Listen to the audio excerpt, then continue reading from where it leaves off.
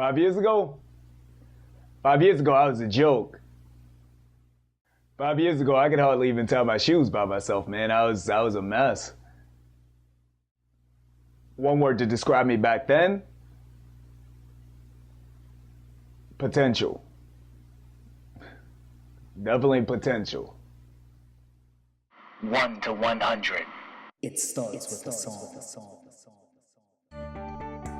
I'm really happy with where I am right now in life. I'm really thankful for the direction I'm headed, and that's both professionally as well as personally. I take control of what I can manage, but I've learned to let go of that which I can't. I work really hard. I keep my word and I'm good to people, but that hasn't always been the case for me though. Growing up for me, and even as recently as a couple of years ago, it was always enough for me knowing that I could do something. At that point in my life, I was working in this office job. I was doing average, not really working too hard, but doing just enough to get by and collect a paycheck every 2 weeks. I knew that I was capable of doing more, and in my mind, I had the potential of being the best damn rep that we had, and as a matter of fact, there were times in which I was, but I was never consistent with it. I didn't actually have to work to prove it.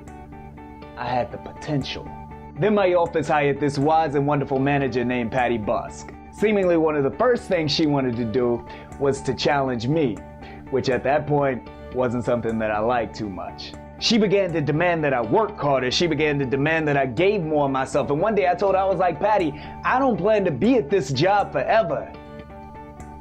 And she was like, but you're here now. She was getting more out of me than anybody else had. We were getting close, we were forming a great working relationship, and one day she called me into her office. My productivity had doubled under her tutelage, and she sat me down and she was like, Chad, why weren't you doing this before?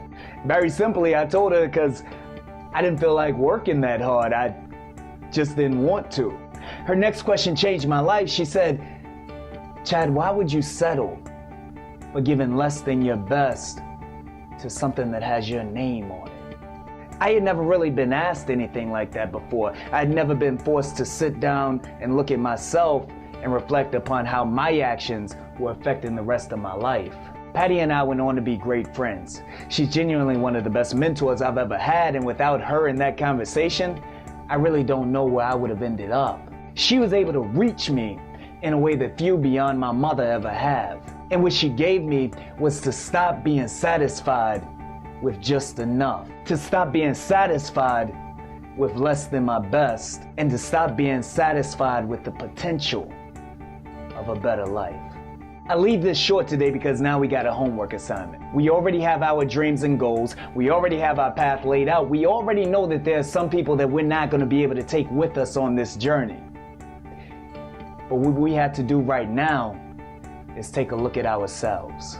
We can't go any further building our strengths until we completely understand our weaknesses. A third of the battle is understanding what other people in our environments, the effect that has on us.